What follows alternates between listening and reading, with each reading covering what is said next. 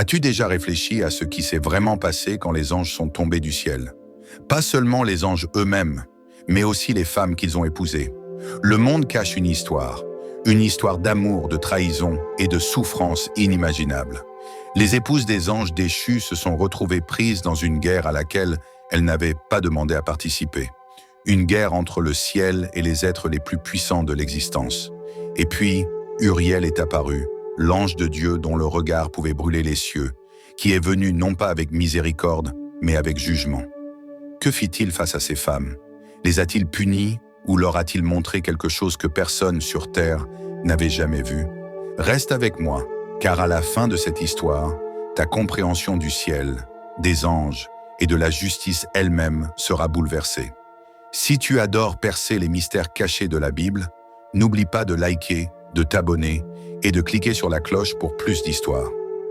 Chapitre 1. Le monde entre le ciel et la terre.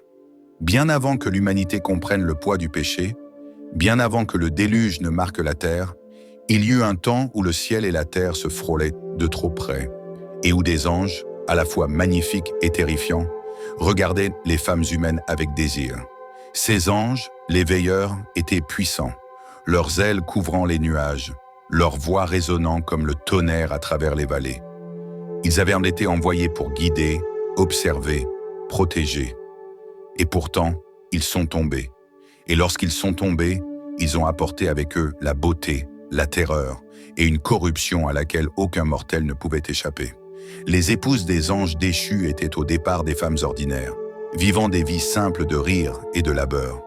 Pourtant, le monde qu'elles connaissaient allait disparaître dès que les veilleurs allèrent descendre. Tout a commencé par des murmures dans la nuit, des promesses de pouvoir et d'amour, un toucher qui semblait comme si le soleil lui-même s'était imprimé sur leur peau. Personne ne pouvait y résister.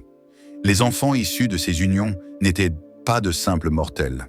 Ceux étaient des Néphilim, des géants qui dominaient les montagnes, dont les pas fissuraient la terre, dont les voix suscitaient à la fois la peur et l'admiration. Ils étaient l'incarnation de la rébellion divine. Et avec eux venait la destruction. Des villages brûlaient, les rivières coulaient rouges de sang, et l'humanité tremblait sous l'ombre d'un monde sombrant dans le chaos. Les cris de l'humanité atteignirent les cieux, mais les cris des femmes parvinrent aussi aux cieux. Leur peur, leur chagrin, leur désespoir. Elles n'étaient pas coupables de rébellion. Elles avaient aimé, et maintenant, elles étaient prises dans un cauchemar. C'est alors que le ciel lui-même se déchira. Une colonne de lumière aveuglante traversa les cieux, si brillante qu'elle transforma la nuit en jour. Le tonnerre secoua les montagnes, les rivières se rétractèrent, et la terre trembla sous sa propre terreur. De cette brillance descendit Uriel, la flamme de Dieu dont la présence portait jugement, miséricorde et le poids de l'éternité, tout à la fois. Ses ailes, aussi vastes que des nuages d'orage, brillaient d'une lumière qui perçait l'obscurité du monde. Ses yeux brûlaient d'une vérité que nul mortel ne pouvait supporter de voir. Chaque créature vivante s'arrêta, paralysée par la terreur et l'émerveillement. Les géants, les enfants des veilleurs, se figèrent en pleine course, leur rugissement avalé par l'immensité de la présence divine. Les femmes des anges déchus se cramponnèrent les unes aux autres, leur cœur battant la chamade, leur souffle court. Cet ange, ce messager de Dieu, pouvait-il les détruire toutes d'un seul geste? Le ciel pouvait-il vraiment punir les innocentes pour les péchés de leur mari? Au début, Uriel ne parla pas. Il se contenta d'observer le monde. Les villes dévastées, les femmes en pleurs, les Néphilim géants qui n'étaient plus que des monstres désormais, et le poids du ciel lui-même semblait peser sur la terre. Puis sa voix brisa le silence. Le monde a été corrompu, non par vous, mais par ceux qui ont défié Dieu. Les femmes frémirent, un mélange de soulagement et de terreur dans leur cœur. Elles n'étaient pas responsables de la rébellion, mais elles avaient vécu au cœur d'une rébellion qu'elles ne pouvaient arrêter. Vos enfants, les géants, ils sont au-delà de la miséricorde, poursuivit Uriel. Sa voix était à la fois tonnerre et chuchotement. Ils ne survivront pas au jugement du ciel. Un silence tomba. Même la montagne semblait écouter. Les femmes des anges déchus avaient aimé leurs enfants de tout cœur humain. Pourtant, voici la vérité inévitable. Les êtres mêmes qu'elles avaient mis au monde étaient condamnés à la destruction. Et puis vinrent les murmures, un chuchotement bas et glacial des géants, sentant le jugement divin s'abattre sur eux. « Père, mère, que se passe-t-il » gronda l'un des géants, la peur menaçant de briser sa voix monstrueuse. Mais leur mère ne pouvait répondre. Leur amour, leurs conseils, leurs prières étaient impuissants face à la volonté du ciel. Le regard d'Uriel balaya à nouveau les femmes. Cette fois, il était plus doux, mais infiniment triste. « Vous ne serez pas détruites. Vous n'êtes pas coupables, mais vous devrez témoigner pour la mémoire de l'humanité, pour l'avertissement de tous ceux qui viendront après. » L'ange leva la main, et un bouclier de lumière enveloppa les femmes. La fureur des géants, le chaos de la rébellion, tout fut maintenu à distance par la protection divine. Pourtant, même en sécurité, leur cœur se brisait. Elles étaient vivantes, oui, mais leurs maris étaient enchaînés dans l'abîme, leurs enfants condamnés, et le monde autour d'elles se tordait sous la colère du ciel. Certaines crièrent, d'autres gémirent, d'autres restèrent silencieuses, fixant l'horizon, alors qu'Uriel se préparait à prononcer le jugement final. Et dans ce silence, même l'air semblait trembler. L'humanité pourrait-elle survivre à la tempête qui s'annonce? Ces femmes pouvaient-elles supporter le chagrin et la terreur que le ciel leur permettait de vivre? Ce n'était que le début. Les heures à venir révéleraient non seulement le jugement, mais aussi une épreuve de foi, d'endurance et de l'esprit humain fragile pris entre la colère et la miséricorde divine. Le décor était planté, les acteurs tremblèrent dans leur rôle, et Uriel, l'ange du feu et de la justice, allait délivrer une histoire que le monde n'oublierait jamais. Chapitre 2. Le jugement d'Uriel descend. L'air était lourd d'anticipation. Même le vent semblait retenir son souffle, tandis que les énormes ailes d'Uriel battaient lentement, délibérément, chaque coup envoyant des ondulations à travers les montagnes et les vallées. Chaque créature en dessous, humaine, géante ou bête, ressentait le poids de sa présence, l'impossible gravité de l'autorité divine qui pesait sur le monde. Les femmes des anges déchus s'étaient regroupées sur un plateau rocheux, leurs visages pâles, leurs yeux écarquillés, mêlant peur, espoir et incrédulité. Elles étaient en vie, protégées par un bouclier de lumière pure et éclatante. Pourtant, leur cœur était rempli d'une tristesse plus profonde que toute douleur humaine. Leurs maris avaient été enchaînés de flammes en fusion, traînés dans l'abîme. Leurs enfants, les Néphilim, erraient librement, inconscients de la catastrophe qui allait frapper. Uriel leva son regard vers l'horizon et les géants se figèrent, sentant quelque chose de bien plus grand qu'eux. Le sol trembla sous leurs pieds massifs, un avertissement si tonitruant qu'il aurait fait vaciller même les cœurs les plus braves. « Tu l'entends, mère » demanda l'un des géants dans un grondement de confusion, sa voix ressemblant à des rochers roulants. « Les cieux sont en colère. » Les femmes pressèrent leurs mains sur leur bouche, incapables de répondre. Comment expliquer à leurs enfants, ces créatures qui avaient dévasté des villages, que la punition approchait? Et puis Uriel se mouva. Il descendit tel un comète de feu divin, atterrissant dans une onde de choc qui fit vibrer les pierres et plier les arbres les plus grands. Ses yeux brillaient d'une lumière intérieure, et dans cette lueur, les femmes ne virent pas de la haine, mais une justice implacable et terrible. « Vous avez reçu la vie par la rébellion », dit Uriel d'une voix tranchante, comme un éclair traversant le plateau.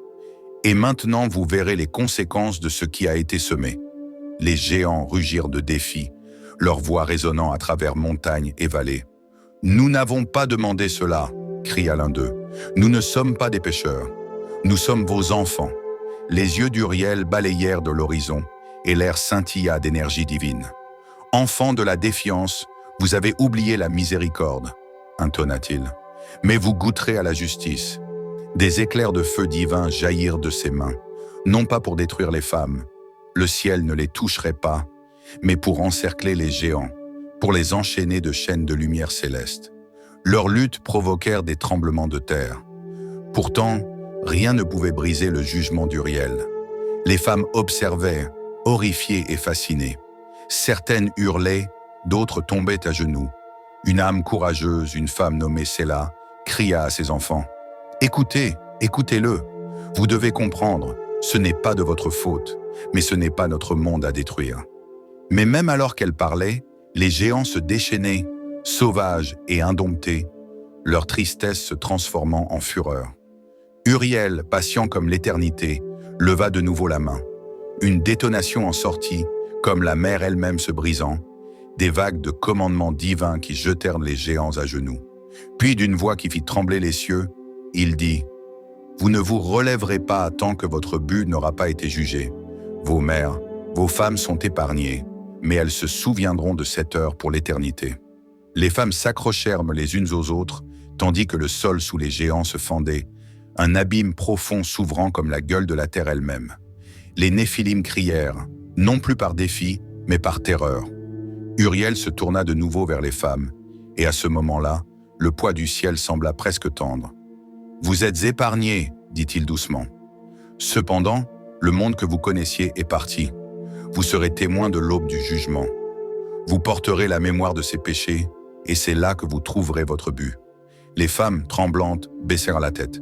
Les larmes coulaient librement sur leurs visages. Des larmes pour leurs maris perdus, pour leurs enfants monstrueux, pour la destruction qui avait touché chaque recoin du monde. Et pourtant, au cœur de cette douleur, une lueur d'espoir brillait. Le ciel ne les avait pas abandonnées. Elles étaient encore vivantes, encore humaines, toujours témoins du divin. Alors que les premiers rayons du soleil percèrent les nuages sombres, les femmes des anges déchus regardaient la terre dévastée. Des feux brûlaient au loin, mais le bouclier de miséricorde d'Uriel les protégeait. La scène était prête pour le déluge. Le monde serait purifié. L'humanité, fragile et terrifiée, survivrait. Et les femmes, marquées mais vivantes, porteraient l'histoire des anges, de la rébellion et du jugement divin. Une histoire qui résonnerait à travers l'éternité. Mais même dans leur survie, la vérité était indéniable. Le poids de la justice céleste avait laissé une marque indélébile sur leur cœur. Une marque que ni l'homme, ni l'ange ne pourraient effacer. Chapitre 3. Les survivantes du jugement. Le ciel était une toile infinie de gris et d'or, un chef-d'œuvre dévasté par la guerre, peint par le ciel lui-même. Le déluge approchait. Les rivières dévalaient en torrents incontrôlables, et les vents hurlaient comme les cris de millions d'âmes perdues. Au milieu du chaos, les épouses des anges déchus se tenaient sur les falaises d'un monde brisé. Leur corps tremblait, non pas de froid, mais du poids de tout ce qu'elles avaient de vu. Leurs maris liés dans des chaînes de feu divin. L'humanité tremblant sous le jugement imminent de Dieu. Et pourtant, Uriel était là avec elles, ses ailes vastes comme le ciel nocturne, créant un dôme protecteur de lumière scintillante. Les femmes ressentaient sa présence à la fois comme un bouclier et un guide. Un rappel que la miséricorde du ciel, bien que rare, pouvait encore atteindre les innocentes. « Vous êtes vivantes, » dit Uriel, sa voix tranchant la tempête comme une épée forgée dans l'éternité. « Mais votre survie n'est pas un simple cadeau, c'est une responsabilité. » Les cœurs des femmes se serraient. Responsabilité de quoi? Pour les péchés des anges? Pour des enfants qui sont devenus des monstres? Pour un monde déjà en ruine, sous le poids de la colère divine? Uriel baissa le regard vers elle, ses yeux s'adoucissant, presque humains dans leur tristesse. « Vous êtes les témoins. Vous porterez en vous le souvenir de ce qui s'est passé, la rébellion, le jugement, la miséricorde. Votre douleur est la preuve que Dieu voit même les briser. » Un frisson secoua la terre alors qu'une vague gigantesque s'approchait des falaises. Les femmes se cramponnèrent les unes aux autres, la terreur et l'émerveillement se heurtant dans leur âme. Mais la lumière protectrice d'Uriel demeura intacte, un dôme de feu et de grâce divin.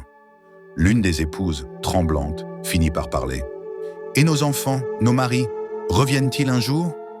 L'expression d'Uriel était impassible.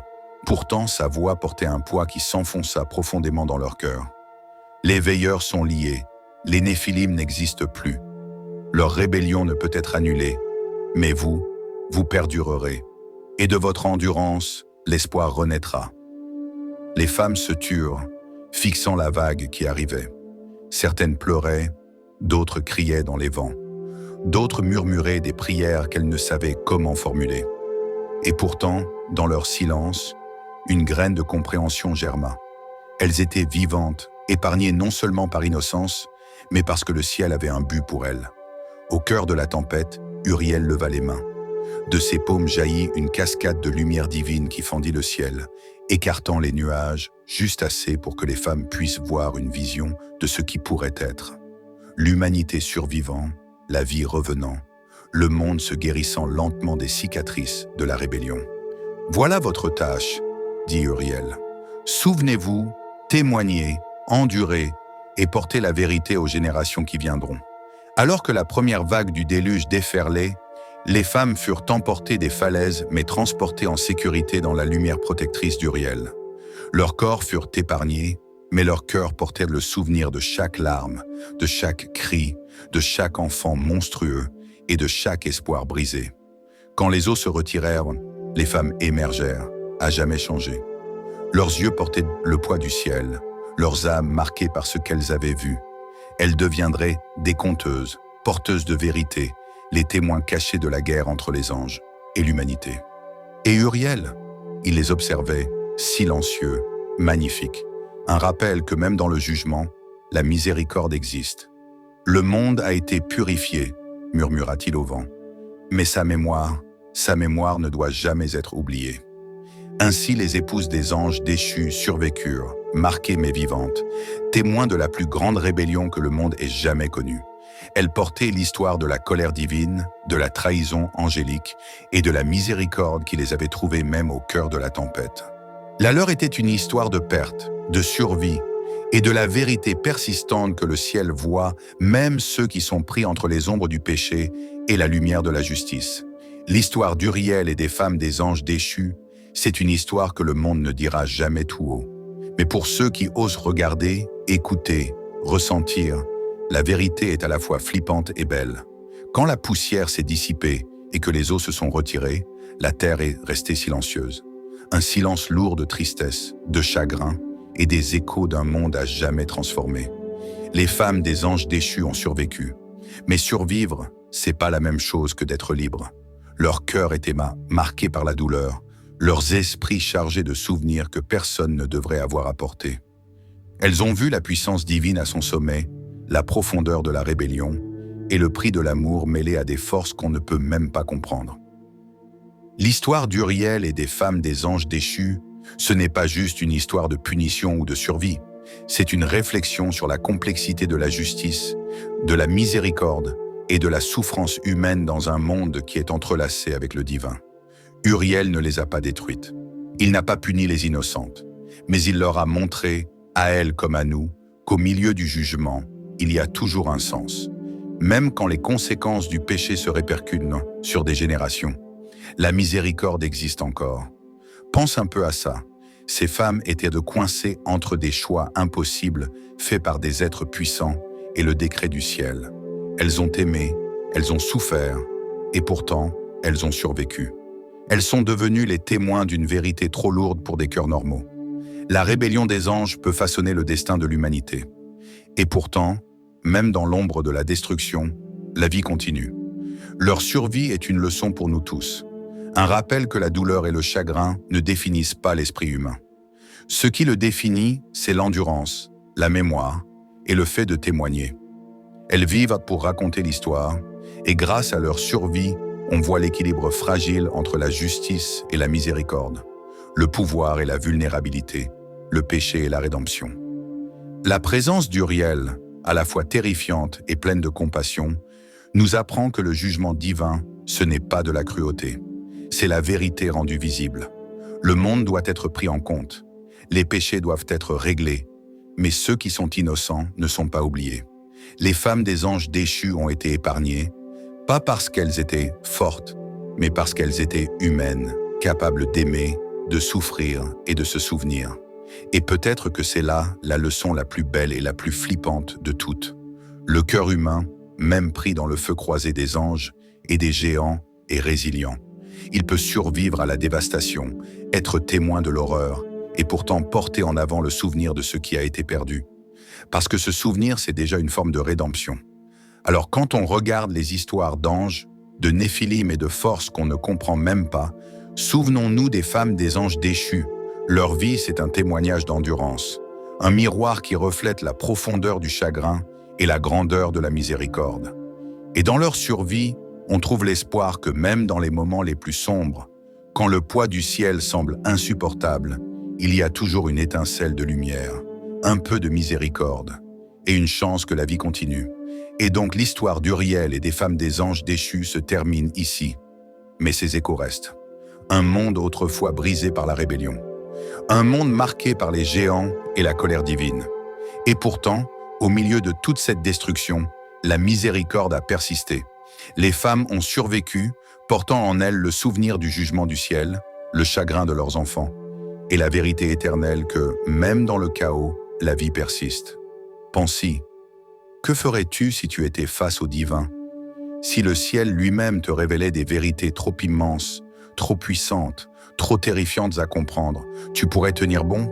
Tu pourrais témoigner, te souvenir et continuer? Ces femmes des anges, coincées entre deux mondes, nous montrent que survivre, ce n'est pas juste vivre, c'est porter l'histoire avec nous. C'est se souvenir de ce qui a été perdu et en tirer des leçons.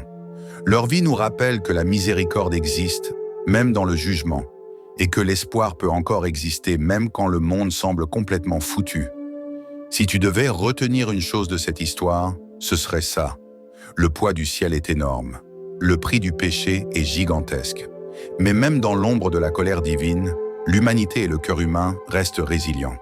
Ils endurent, ils témoignent, ils se souviennent. Alors, je te demande, toi qui laisses cette histoire derrière toi aujourd'hui, est-ce que tu vas te souvenir des leçons cachées dans les cieux?